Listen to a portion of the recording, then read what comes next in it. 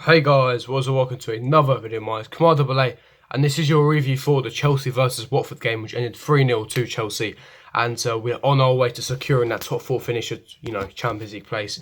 And a perfect performance, especially the second half, a perfect performance. Now I need to talk about, both halves, the substitutions, the formation and the tactics and the lineup that we went with. But it was definitely a game of two halves, so definitely a tale of two halves. A lot of talking points to mention in this review, but just to firstly say that I'm delighted to get that we got the 3 points. I said in my preview, I don't care how we get it. I don't care if we play poorly. I don't care if we shithouse a 1-0. We need to ensure we get those 3 points because Champions League is crucial for next season. So I'm glad that we got the 3 points. And yeah, they didn't let me down. I was really disappointed at half time, but we'll get into that. Before I do get into that, make sure you smash that like button, subscribe to my channel if only around here, and comment down below your thoughts, opinions on the game. I want to hear what you guys think. But regarding the first half, I was really disappointed.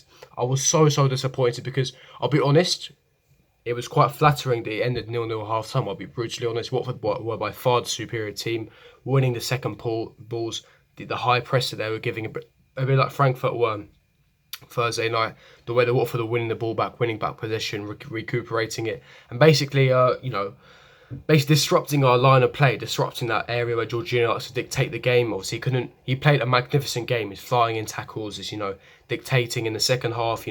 Beautiful through balls as well. But ever since he's had that his headband thing with the white thing, he needs to keep it on. Even when he recovers fully, he needs to keep on because ever since he's had that, he's moved up to another level. He's a world-class player, simple as that. This is why Pep Guardiola wanted him. I'll get into Jorginho a bit more, but the first half, Watford, like I said, recuperating the ball, the high press, they were disrupting our back line in between the lines as well. And we struggled to play out the back. We struggled to play our usual game, to utilise the fullbacks to basically play vertical tiki-taka. We were unable to play our game.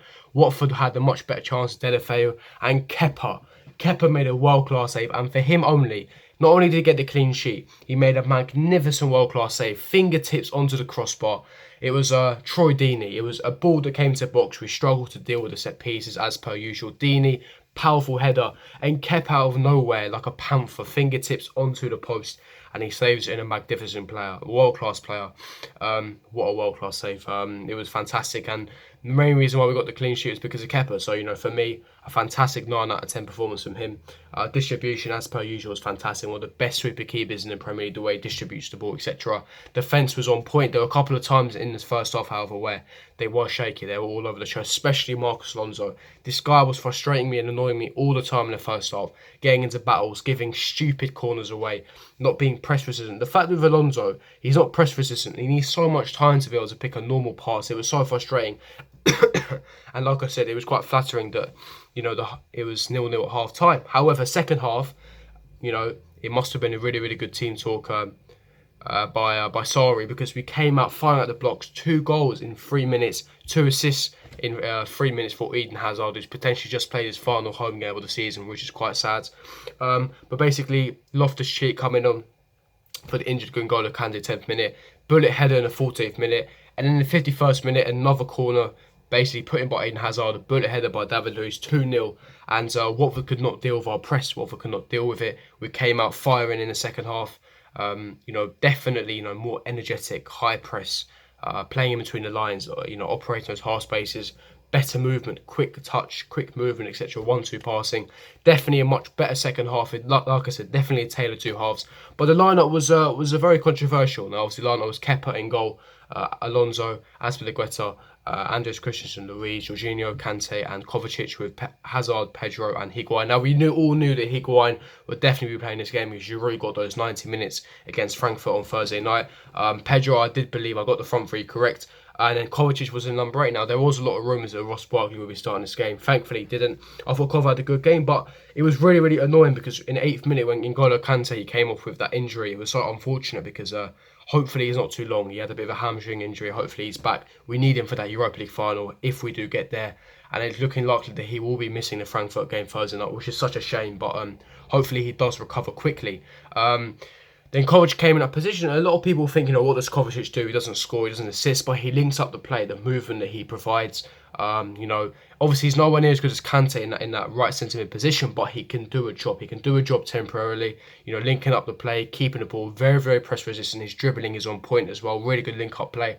And you know, if it's a cheap price available, like let's say the rumoured 30 mil, I would say do it, because next season, if we do get Champions League, which is very likely at this point, you know, we're going to have to be using rotation. Kante is going to need to have rest. He could potentially get injured next season. We need Kovacic to be able to rotate. He's a fantastic midfielder to bring off the bench, a quality option. And no, I think he had a fantastic game today. You know, it wasn't a masterclass or anything, but he did his job and he did Kante's job very well. So fair play to him. Like I said, 3-0 is a very flattering score. I do believe Watford were unlucky to score. They scored an offside goal as well, so you know it's a bit of a sticky one for them. It's a bit of a funny one. They hit the bar as well from a one-on-one situation. But yeah, no, it was an on-point game, you know, nothing much to complain apart from the first half. Like I said, first half was lethargic, sluggish. We couldn't really get out of gear one. Watford all over us, playing all over us, going toe-to-toe against us. You could hear it from the crowd as well when they're booing at half-time. But like I said, very, very unfortunate N'Golo Kante had an injury. But Mauricio Sarri, an absolute masterclass at half-time. The way he tweaked those tactics. Kovacic to basically sit a bit deep to Jorginho to basically stop that transition from Watford to obviously counter quickly. And Bruno Cheek, one of the best performances, another goal for him. His end product is there. He's our best number 8 we have at the club. I don't understand why people saying he's lazy or he hasn't got the work rate. He simply has. When he's tracking back, I saw him so many times in the game where he's tracking back and he's winning the ball by recuperating possession. He got the opener, which is crucial, his height, his physicality. Hopefully his back injuries is like the back of him now, but no, he's fantastic the way he powers through. He's our best number 8. He's got the end product. He scores. He creates. The link up with Hazard is great. And one criticism of Hazard as well, which is, like I said, potentially his last home game, is he didn't score. He got those 2 assists, but there were lots of opportunities where he could have scored, and he's really unselfish. But, you know, unfortunate for him, we needed to get him a goal, but we didn't.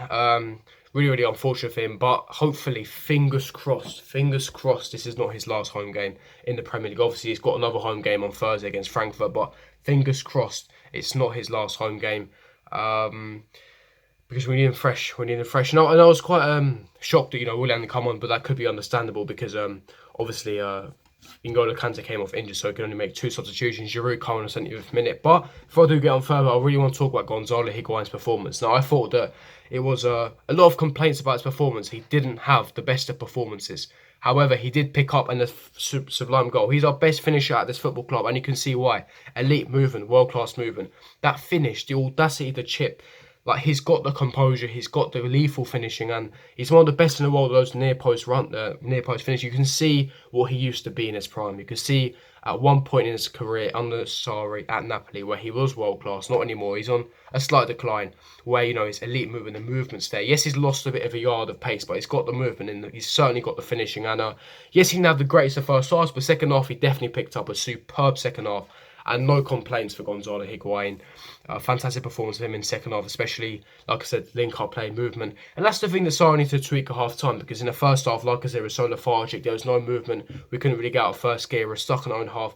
The movement had to be on point. Sarri fixed it at half-time. He tweaked a few things by moving cover to deeper, changed, you know, tactic-wise, you know, player positions, organisation, etc. And, you know, quicker on the ball. Better movement, better 1-2s, you know, running behind. Like I said, you saw the movement where Gonzalo Higuain scored. The movement, obviously, quicker movement, 1-touch, 2-touch passing.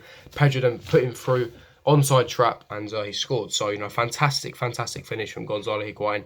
No complaints. And like I said, I've said this many times, but I would certainly keep Gonzalo Higuain for next season. Now, I wouldn't say keep him as a starter. I do believe we need to go for likes of Luka Jovic, etc., who's my dream signing. I've been banging on about him for ages and ages. World-class player, one of the best strikers in the world. High demand, 21 years of age, absolute baller, cold-blooded, lethal finishing, strong, etc. He will be my first choice, but as a second choice, it's like I said, we have Champions League next season, hopefully, which is looking likely. We need to be able to rotate. And Gonzalo Higuain is simply that player that, you know, to bring off the bench or to, you know, rotate in Premier League games. Like I said, he's got the movement and finishing. And for another season, I'll definitely keep Gonzalo Higuain. He knows Sarri. He can play Sarri ball. For me, he needs to play. He needs to play, in my opinion. And, yeah, just an overall good performance. Like I said, like a tale of two halves, much superior in the second half. Watford could not deal with it. They couldn't handle our press. They couldn't handle our high intensity, you know, the way we were moving around, etc. And the quality showed. The quality showed in the second half. Much better than the first half. But that is going to wrap up my review for the game. If you did enjoy this review, don't forget to smash that like button, subscribe to my channel if you're new around here, and comment down below your thoughts and opinions in the comment section below.